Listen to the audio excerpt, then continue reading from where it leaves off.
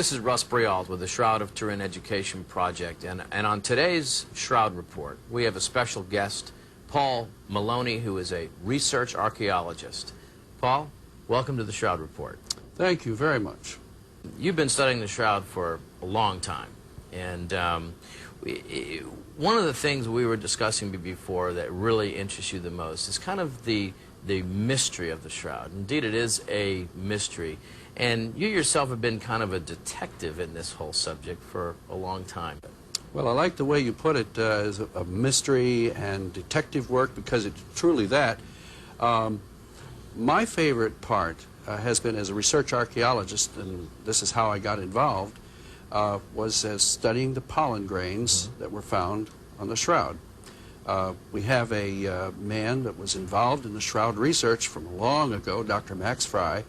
And he was like a detective who actually investigated the Shroud by studying the dust particles, just the plain old dust that you would see on your table. In this case, it was on the cloth. As he peered through his microscope in 1973, he said, "May I have permission to take samples of dust?"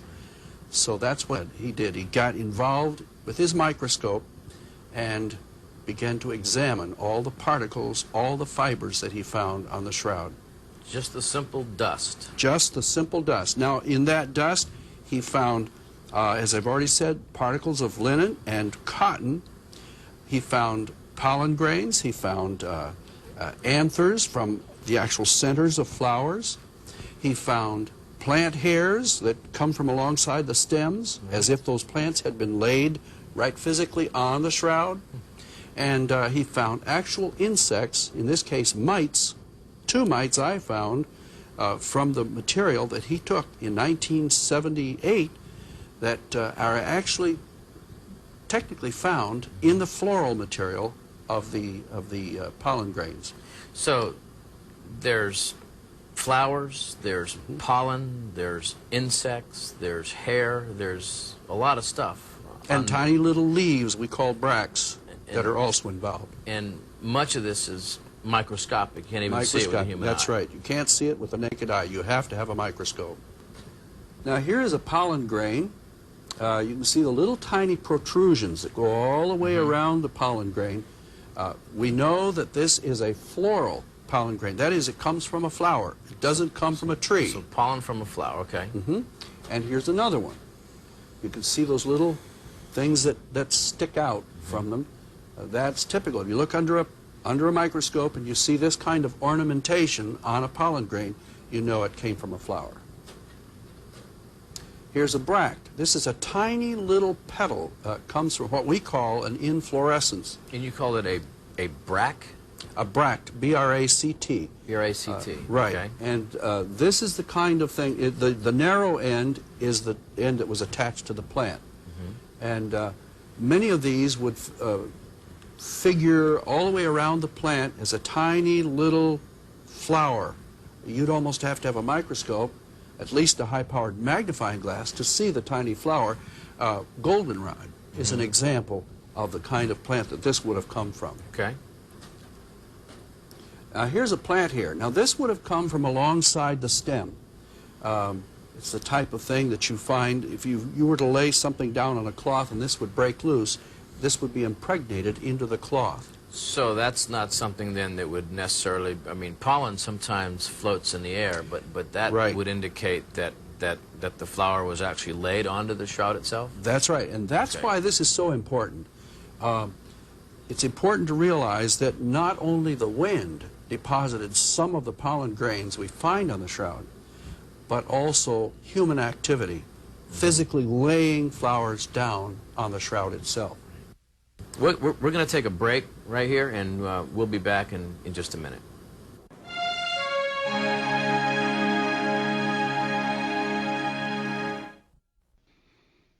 The Shroud of Turin Education Project offers a live, big-screen multimedia presentation for all audiences.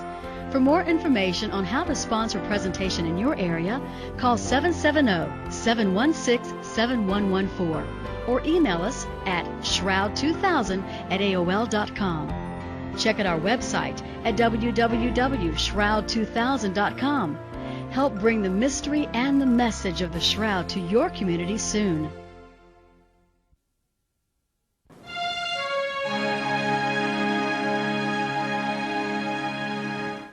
This is Russ Briall with the Shroud of Turin Education Project, and welcome back to the Shroud Report. And today we're talking to Paul Maloney, a research archaeologist.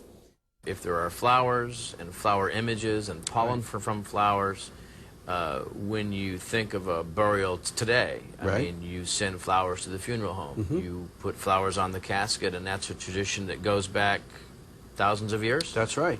That's right. And so one of the theories is that if this is the Shroud of Christ that we're talking about here, then perhaps along with spices that they brought, they also brought flowers and perhaps banked the flowers around the head of the Shroud, or maybe the entire body. That's the first of two possibilities for human activity, the burial activity and the laying of flowers down during that activity. The second is that if this is considered by the followers of Christ later years to have been the burial cloth of Jesus, they often used flowers, particularly in the Eastern Rite, to lay flowers down on what they call the epitaphios, literally laying the flowers down. I have a Coptic friend. No. What is the epitaphios? The epitaphios is a piece of embroidered cloth. Now, that's rather late in historical tradition. Okay. But the earliest cloths that we know of that were used on altars go back to at least Pope Sylvester, which would be around in the 300s A.D.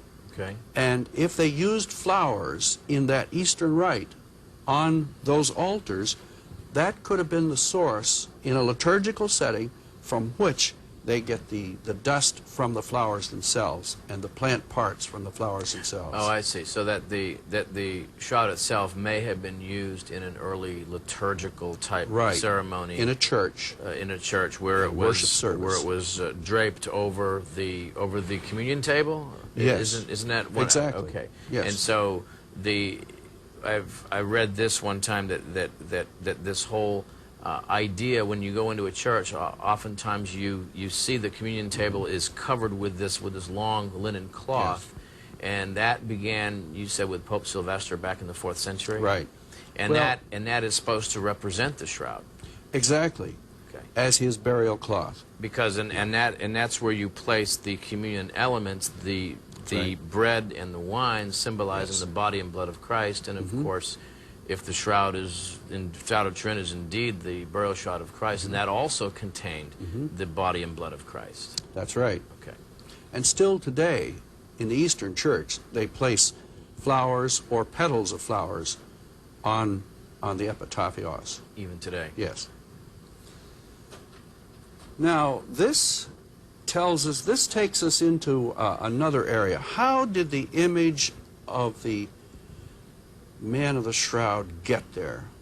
And that has plagued the minds of a lot of detectives in this great mystery. That really is the central mystery of the shroud. Now, a Frenchman, a pharmacologist by the name of Dr. Jean Volcranger, proposed that the inside books, when you open a book and you find the stain of plants that have been kept there, and many herbariums and even people who just save plants in their library, put them in a book and put them on the shelf and leave them there for years, when they open them, they see this imprint. And you can see here's a fern on the one side. On the right. And then on the left is the imprint from that fern. Now that paper has picked up that image. Now, one of the features on the shroud is that the image on the shroud is three-dimensional. Let's take a look at what a plant might look like under a VP8 image analyzer, which has been used to evaluate the image in 3D. Okay. Now, this is an example. It's not the same one that I just showed you, but in your mind's eye, visualize that this has a counterpart in the way of a Volcranger pattern. You put this in under the VP8 image analyzer, take a look. Everything you put under a VP8 always will produce an image. Right. And it will sometimes, to the untrained eye, look like it is three-dimensional. But now take a look at the edges here. Notice how the edges rise up and there's what appear to be veins in the center. And notice that those veins are higher. They seem raised up. That's right. This tells you that this has genuine 3D coding in the image. Information. That's right. That's right. Now this is a contact print, obviously, because it was in some book or on some piece of paper in a herbarium. But you can see because of the veining in the center, it moves. Why is that then? Why would a contact print have three-dimensional qualities? Mystery. Mystery. We are back to the mystery again. Okay. Now, Dr. Alan Mills in England has proposed some ideas he thinks might explain it, but as of the present time, we still do not know. Okay. Hypotheses are available and they need to be tested. And Dr. Alan Mills now, is there made some one. kind of radiation that's at work here in the creation of these plant images? We don't know. Okay. It may be strictly chemical. Is it what is I've read things about that this is referred to as a coronal image. This is not a coronal image. Okay, this is not a coronal. This is a contact image. You're going to show me a coronal image next. I'm shortly going to show you one. Okay. Yes, indeed. In fact, let's go to that right now. I want to show you the man, though, who is the one who investigated coronal images.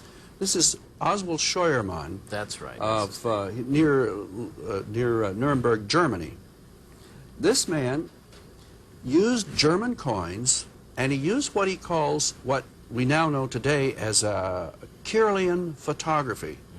It was invented by a Russian scientist, and Scheuermann used Kirlian photography to take this coin, and then what he did, he laid it on cloth, and then he applied his electrical discharge unit, which produced a coronal image. And now this on cloth is the coronal image of the coin you just saw. I see. Now, this looks a lot like what you see on the shroud. Right. Similar coloration. That's right. And is it now? Is when you look at something like this, what are some of the other qualities that this would have that would be similar to the shroud? Well, Scheuermann has demonstrated that it also has three-dimensionality to it. It is, okay. Right. And he has even explained it by, he did an experiment by tilting a coin on a tiny little prop, and then getting the high point, which was on the low side, and the distance point up here, because it was tilted off the cloth. And then he did his Kirlian photograph and demonstrated there was distance information from that tilted coin. Wow, okay. Well, this is why it makes it so difficult for us to decide whether Jean Vautringet was correct with his contact print, which contains distance information, or whether Scheuermann is correct. Now, there are other proposals as well that may also have distance information, but these are two that we can illustrate here today. Right. So both of these examples would indicate that the image on the shroud perhaps can be explained by some kind of radiation transfer? The first view, the Vautringet pattern, would be strictly a contact print and a chemical interaction. Okay. That would not be radiation. Okay. The second view, the coronal discharge, may well be radiation. But now I'm not a physicist, so if you want to delve into the physics, you'll have to get another detective who specializes in the detection of physics. And we have several of those involved in shroud research. That's just fascinating stuff, Paul. It really is. And we're going to take a break right here, and we'll be back in just a minute.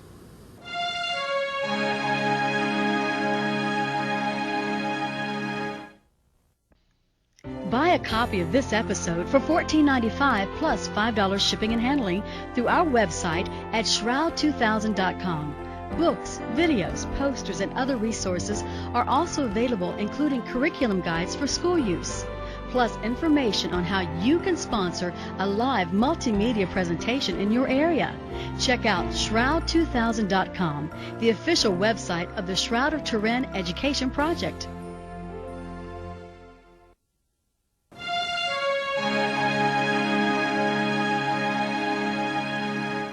This is Russ Briall with the Shroud of Turin Education Project, and welcome back to the Shroud Report. And today we're talking to Paul Maloney, a research archaeologist. Paul, we were talking during the break about so many different avenues of science that have been employed in the research and analysis of the Shroud. What are some of the avenues that have been used so far? Well, I think, Russ, I once counted some 61 or 62 subdisciplines of research that have already been applied to the Shroud itself. And it ranges all the way from art history to classical history, all the way to chemistry, hematology, physics, textile chemistry itself. You've got botany and, of course, palynology, which is the study of pollen that comes from the plants. This whole range, and including my field of archaeology, have been applied to the Shroud, as an example. That's just phenomenal how much research has been done. I read once where there's been over 250,000 scientific man-hours employed in the research and analysis of this thing. That's not surprising, and now in recent years they've applied microbiology, and that's only beginning. So there's many, many more man-hours ahead of us to try to unravel this great mystery. Now, before we were talking about the pollen and now Avinoam Danin, Israeli botanist, and he at the Hebrew University, and also Yuri Baruch, I believe, is a paleontologist. And are you familiar with their work? And maybe you can tell me. Yes, in fact, what they've done is really quite exciting. Now, Dr. Alan Wanger has proposed 28 different images, floral images, embedded in the shroud cloth itself. So what has happened is that over the years, and these were based on Dr. Fry's researches, Dr. Danin, and later he brought his colleague Yuri Baruch into the picture, studied the Shroud. He went so far as using binoculars in Turin itself to evaluate the floral images that he saw. And he could confirm the presence of a specialized plant. Now remember, we usually use Latin terms, so this is Zygophyllum domosum, which grows only in Israel and Lebanon and the Sinai Desert. Wow. That's the only place it grows.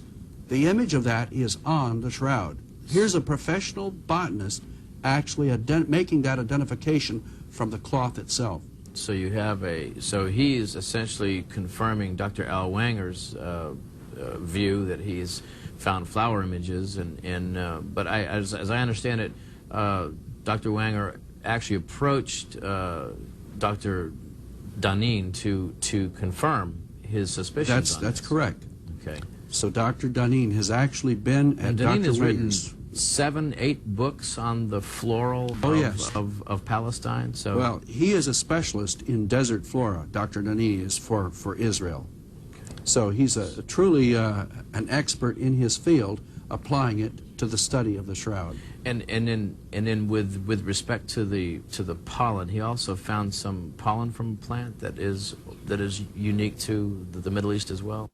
That made the image on the images. So I have 5 different proofs that the Zygophyllum is there, and Zygophyllum is distributed not all over the world, but if you want to see the map, this is Gundelia, the plant that we have most of the pollen on the Shroud of.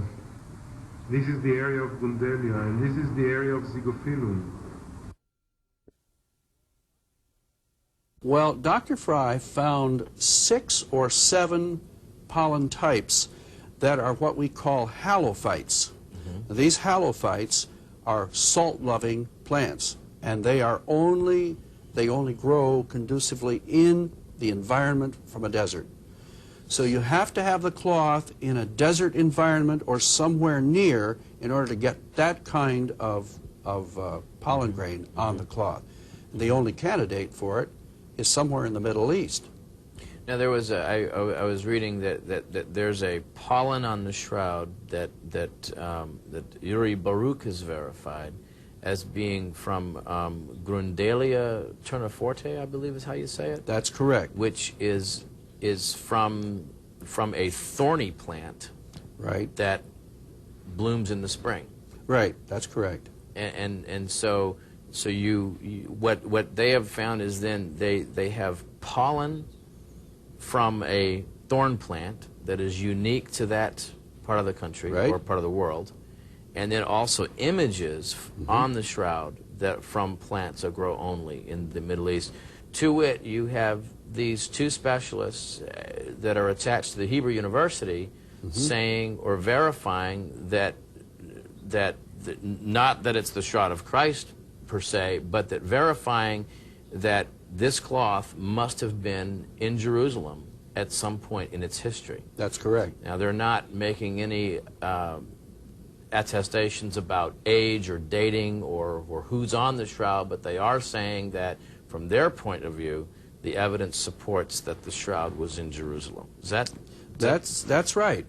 Well, that's a pretty fascinating piece of evidence to have something that can independently verify that the shroud originated in the Holy Land. And, now, the Max Fry's findings also tended to support the belief that the shroud was also, before it ever came to Western Europe in the Middle Ages, that it was kept in Constantinople, and then even before that in Edessa for 6 or 7 centuries. Yes, Dr. Fry pointed to one particular plant that grows only in the area around Turkey. He identified that plant as Epimedium pubigerum. And from that basis, he suggested that the sojourn had taken the shroud from the Holy Land up to Constantinople and then on over into Italy and France and the rest of Europe. By tracing the pollen trail kind of corroborates the historical trail, right, starting all the way back in Jerusalem. That's or right. Whenever it first was in Here Jerusalem. was his detective analysis trying to determine what geographical areas the shroud had made its journey through. Now, similarly, the cloth of Oviedo he traced through North Africa and across into Spain, coming into northern Spain by that way, by the same use of pollen, right, pollen analysis. Right, and we have a known historical trail for the Oviedo cloth, which is a kind of vindicates Max Fry's methodology. That's right. That has been, I think, criticized by some, and yet now vindicated by that, and also vindicated by our two professors at the Hebrew University. Right. Well, with that, we're going to go to a quick break, and we'll be right back after just a few minutes.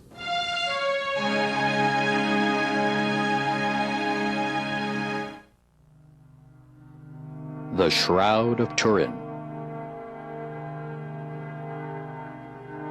In the last 25 years, it has become the most studied artifact in human history. Is it really the cloth that wrapped the crucified body of Jesus? Or simply the work of a clever medieval artist?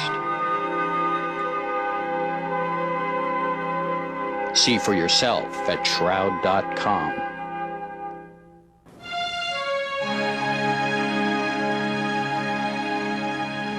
Hi, this is Russ Brialt with the Shroud Report, and our guest today has been Dr. Paul Maloney. I want to thank you very much for being here. It's a lot of fascinating information that you've brought to us.